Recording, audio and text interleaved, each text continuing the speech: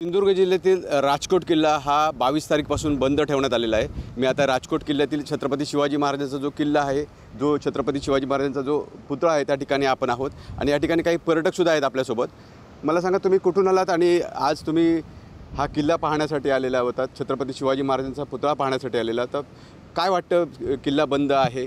नाही, आम्ही कर्जतवरून आलेलो, खास रील्स वगैरे बघून हा स्मारकाचं बघण्यासाठी आलेलो, पण इथे येऊन पाहतोय तर किल्ला बंद आहे पूर्णपणे, प्रवेश नाही आहे आतमध्ये। तर थोडे फार आमची अपेक्षा भंगच झालेली आहे।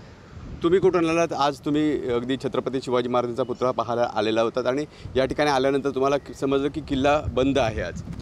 मी पनवेलवरून आलो आहे। आम्ही चौघे मित्र आहोत। तर आम्ही पण ते पर्यटन स्थळ बघायला आलो होतो, पण थोडीफार नाराजी झाली आम्हाला। काय सांगाल, तुम्ही कुठून आलेलात आणि आज किल्ला पाहण्यासाठी आलेला होता, छत्रपती शिवाजी महाराजांचा पुतळा आज तुम्हाला बाहेरूनच पाहायला लागला? आम्ही तासगाव सांगली येथून आलेलो आहे, आर पाटलांच्या गावावरून, अंजनीवरून।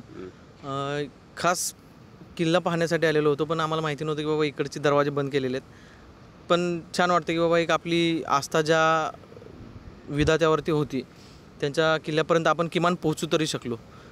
पाहण्याचं आमची इच्छा होती, फक्त एवढंच की जराशी निराशा आहे, इथून पुढं आम्हाला पाहण्यासाठी परत एक वेळ यायला लागेल, आम्ही त्याहीसाठी तयार आहोत। तर आपण पाहत आहे मोठ्या प्रमाणात जे शिवप्रेमी आहेत ते सिंधुदुर्ग किल्ल्यातील अगदी राजकोट किल्ला तो पाहण्यासाठी येत आहेत। मात्र आजपासून 22 तारखेपासून हा किल्ला बंद ठेवण्यात आलेला आहे, त्यामुळे जर अगदी छत्रपती शिवाजी महाराजांचा पुतळा ज्यांना आतून पाहायचा आहे त्यांची मोठी निराशा होताना दिसत आहे। विकास गावकर, TV9 मराठी, सिंधुदुर्ग।